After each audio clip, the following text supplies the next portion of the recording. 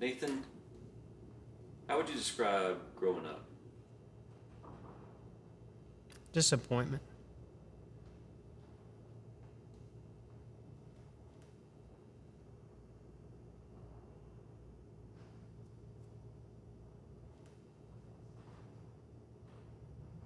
My story begins shortly after birth. Divorce between my biological parents at 2, divorce between my mother and stepfather when I was 8. And afterwards, my mother had fallen into some addiction issues, so my stepfather raised me. I grew up in a small community in western Kentucky, and everybody I knew had mom and dad at home. Everybody I knew seemed to have this picture-perfect life. They were going to grow up and play sports or exceed academically, and mom and dad were going to be there to cheer them on. I didn't have that. I heard people talk about God and how great He was, but He didn't seem great in my life.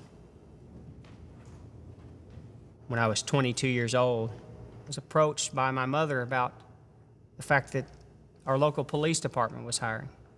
So I applied, passed a colorblind test that I shouldn't have passed because I am colorblind. I had some issues with my blood as I was coming on the police department that after going and seeing an internist, he said, "You know, your white blood cell count is low, but I think it's okay. I'm going to go ahead and recommend you for the job." And after my first year and a half on the police department, I began to notice a difference in my life. I worked the inner city, worked in a rough area of town, and I noticed that I wasn't really the man that I used to be. My speech began to be foul, wasn't treating my wife right, was a jerk. And I can recall one morning coming home from third shift, hadn't even taken off my uniform. I sat down at the kitchen table with my Bible. I was determined to do some devotions. And instead of really going through my regular routine, I can recall just having an honest moment with God and saying, "God, I am in this rut. I'm not who you want me to be. And I don't know how to fix it. I don't know how to get myself out of it." And it's one of the very few times in my life that I felt like I could hear God audibly say, "Nathan, you have cancer. It's okay. It's going to be okay. Go wake your wife up and tell her." Wasn't the answer I was looking for. I felt crazy. I did not go and wake my wife up and tell her. Who wants to do that? But it wasn't very long after that I started noticing that physically I was just run down. I was bruising very easily. My gums would bleed when I brushed my teeth. And in January of '04, I finally went to an oncologist, and they confirmed that I had acute myelogenous leukemia. And not only did I have leukemia, but it was very advanced, and I was not doing well.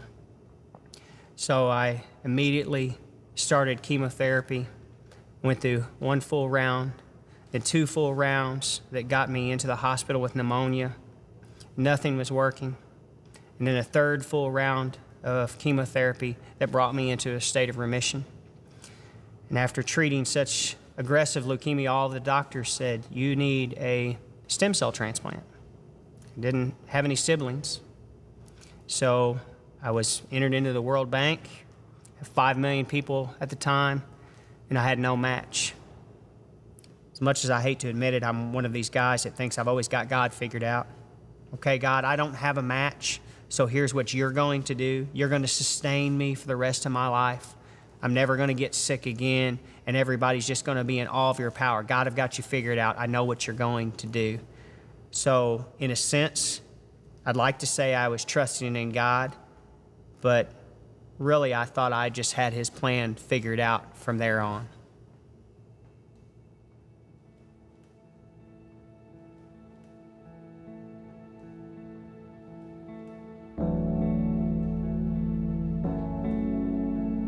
my mother then spoke up and said, you know, you have a brother that was given up for adoption when he was born, was young, he's younger than you. I didn't feel like I could raise 2 children. All the doctors agreed, we have to find this brother.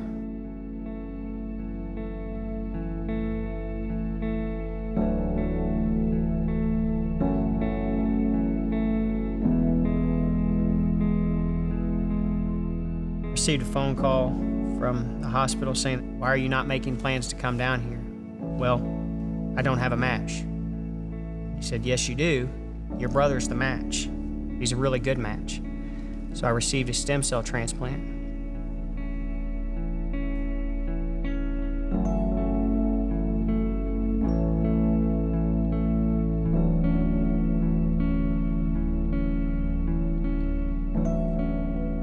The effects from the chemo and then the transplant is what caused doctors to say that I'd never be able to have children biologically.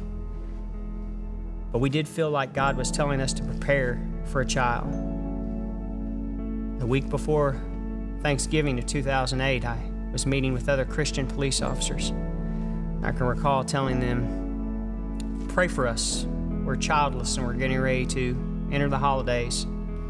And we thought we'd have a child by now. And another detective walked in and said, you're wanting to adopt, aren't you? I had no idea how she knew I was wanting to adopt. I said, yeah. She said, well, there's a girl. She's 12 years old. She's been raped.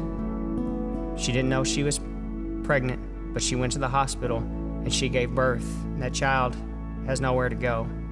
And I knew that moment. I called my wife. I said, here's the deal. I didn't even know the whole story. Before I could finish the story, my wife said, that's it. That's our son. So that was Thursday at 2:30. By Friday at 4:30, he was our son. We were able to get the paperwork. We were able to get it signed in front of a judge when we went to the hospital to be with our baby boy. And then, a year after that, we biologically had a girl, despite being told that we weren't able to. Then a year after that, we biologically had another girl, despite being told we weren't able to.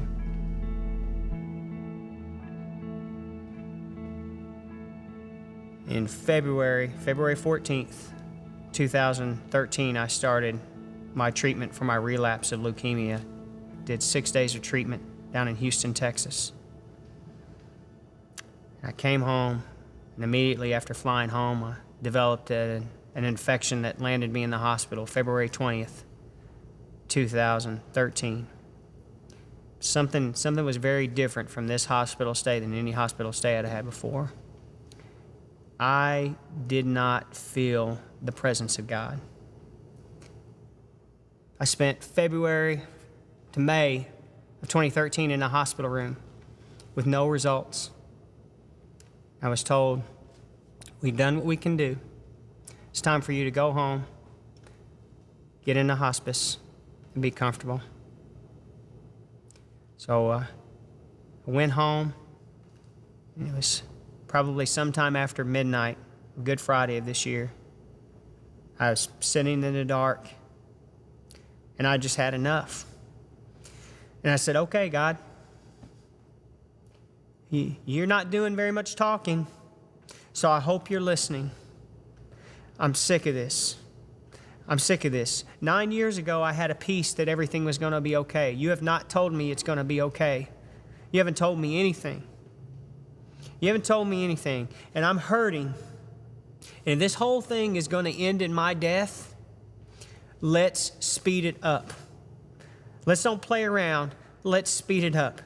God, because if this is going to end in my death, I am ready to die. I don't want to do this anymore.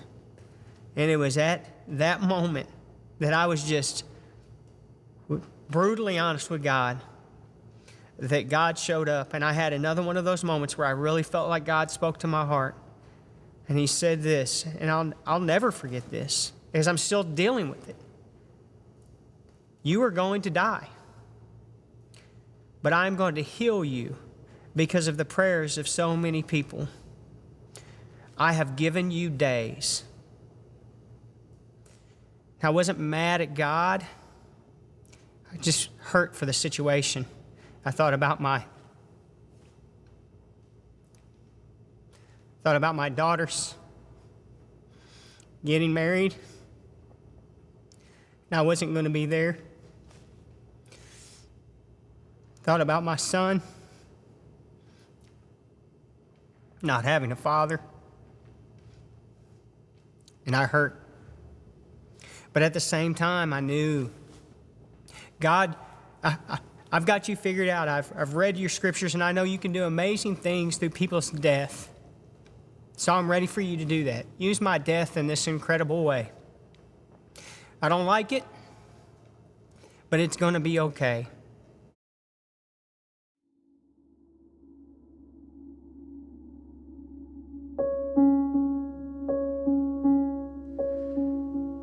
It's been a long road.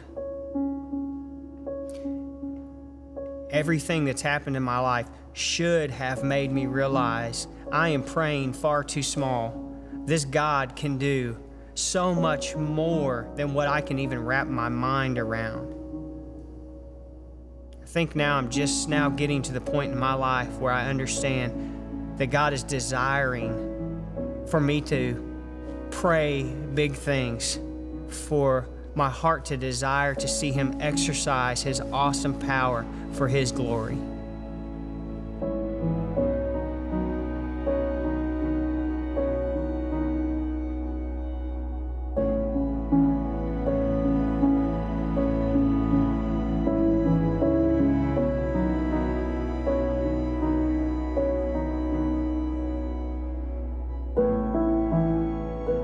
God has continued to do these amazing things in my life. And I attribute it to the fact that I just wanted to see if He was enough. And He showed me He's enough. He's truly enough.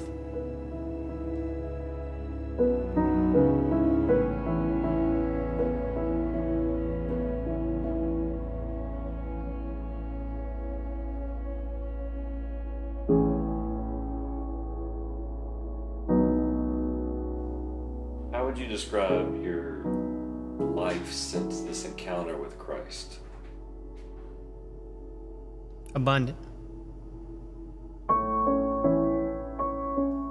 I've been given an abundant life. My name is Nathan Schroer, and I am second.